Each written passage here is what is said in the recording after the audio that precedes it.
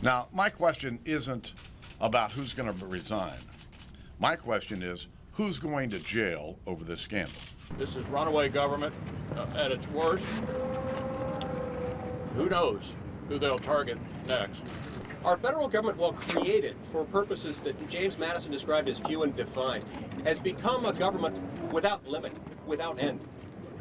No one can manage a $4 trillion annual government. What do you make of this juxtaposition of Nidal Hasan not being called an enemy of the state, but the Tea Party being investigated by the IRS? This is what happens when big government advocates and liberals are in power. They will use the IRS to punish their political enemies.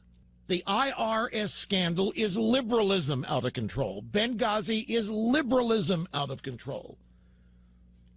The White House tapping into the AP phone lines is liberalism out of control.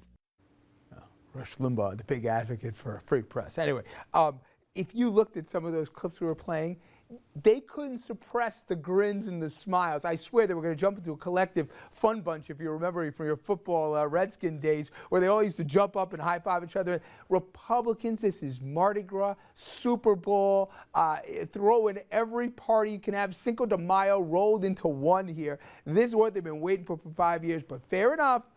This is a bet here the administration may have made for themselves. All right, we're bringing into our panel right now Michael Balboni, former New York State Deputy Secretary for Public Safety, former New York State Senator, and also president of Redland Strategies.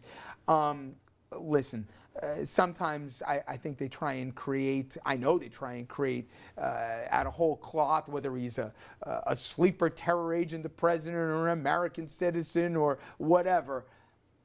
This one, they don't have to try so hard. It's there. The only risk is will the Republicans overplay their hand, right? Absolutely. You know, when you have a scandal like this that they're painting it as this scandal, the question is, how do you take it and put it out there so it's kind of reasonable and you step back and you don't make it political?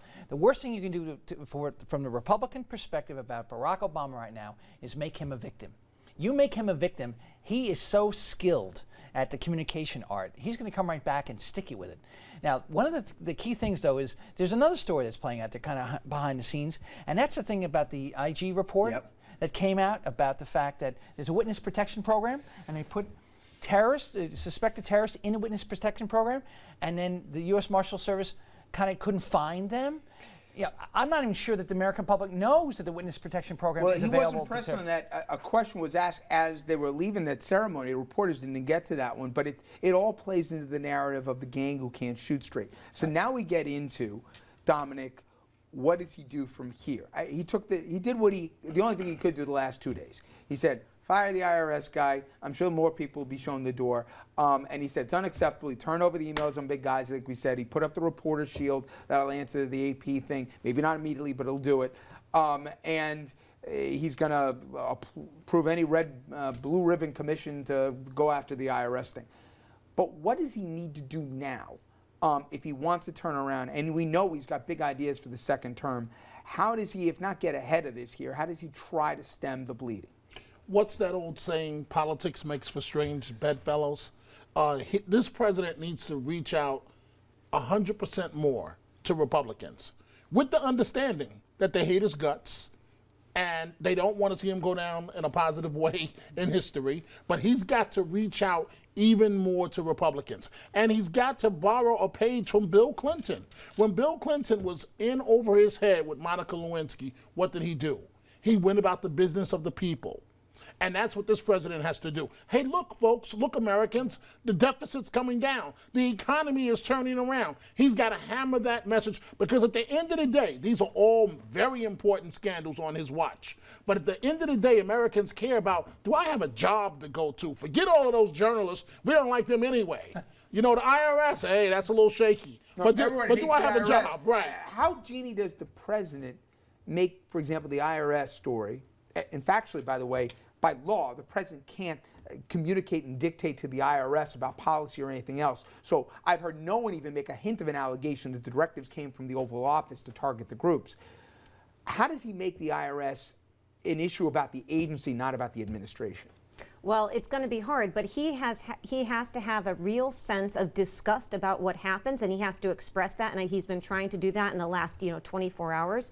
But I think Dominic is right. I think he's got to reach across the aisle, and he's got to have some little victories on little pieces of policy. It's the same thing Bill Clinton did. He can't overreach for gun control at this point. He can't, immigration he may be able to pull through. He's got to have even smaller victories, though, and he's got to change the tide on this thing. He's got to show how disgusted he is by what happened about the IRS. It is disgusting. It should not have happened. And he's got to get some small policy victories. Now, the hard part is there's going to be a vote where the House is for the 58th time going to overturn Obamacare, okay?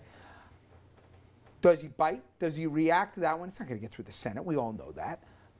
Gun control. Apparently, even by internal Republican polling, they think they're going to have a problem next year by voting against background checks. Does he push for that? Immigration reform. Republicans apparently want this more than anything, and even in the scandal, they think they can get it through. Does he let them get the pride of authorship to get the thing through? What does he do here? Or does he go the other way? Instead of saying carrot, I'm going to use a stick? No, I think I completely agree. He's got to have the smaller policy wins. But at the same time, if he does what Dominic says, I'll give you immigration. You can have that as your mantelpiece. But then I want background checks, and so you do the kind of the barter and trade, but moving things forward. Let Rubio be the face of the immigration Fine, reform. just let that go. That's okay. He's not going to run again. But if he moves forward an agenda and he shows that Washington's going to continue working, then all this stuff kind of maybe goes back and becomes kind of in the background but fodder. Republicans are not going to let him do that. Yeah, but they weren't before anyway. Right. They weren't before the scandals broke. They're not after the scandals broke.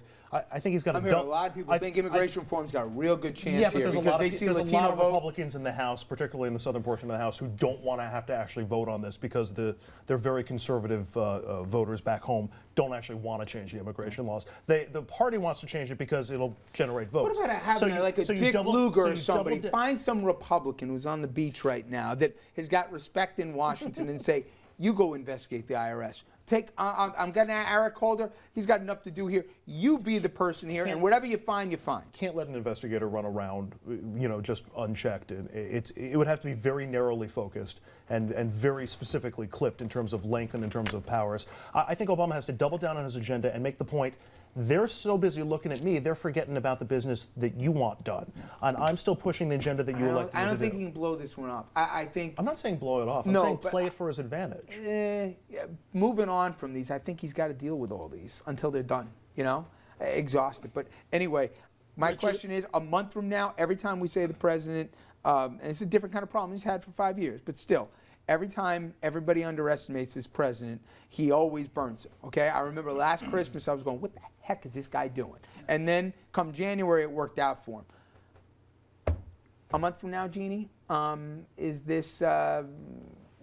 he, sailed through the troubled waters here, or is he going to still be in trouble? It depends on how he handles it. How refreshing would it be if he was able to strike a deal with the Republicans? If they don't want immigration, which I think they do, go for something smaller. Strike a deal, form relationships. We haven't seen him do that yet. If he would do that, he could move small pieces of policy forward. If they didn't want to play ball with him before on anything, but you've why got would to they do find it now? something they want to play ball on. There are things that they want to play ball on. Give me one. They're not going to give in to this president on anything. I agree always with what the professor has to say, but on this one, I just don't see it. You don't see them wanting immigration enough? Not with the first black president. Notice what I said. With the first black president. There you go. That's right. I said it. Yes. With the first black president. The color comes in. And notice the same thing with Eric Holder. He's facing the same problems, the Attorney General. He pointed out today to Congressman Iser that you're very disrespectful of me, and I'm the Attorney General of the United States. Now, that's another African American. You do the math.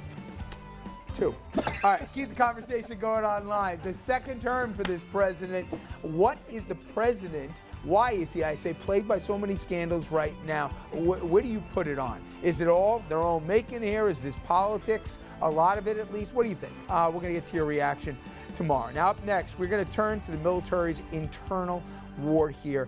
Sexual assault. This has nothing to do with politics, but this every American should be outraged about. We have an interview here with a retired Navy lieutenant, one of the principal figures in the tailhook scandal, who was sexually assaulted herself while serving the country.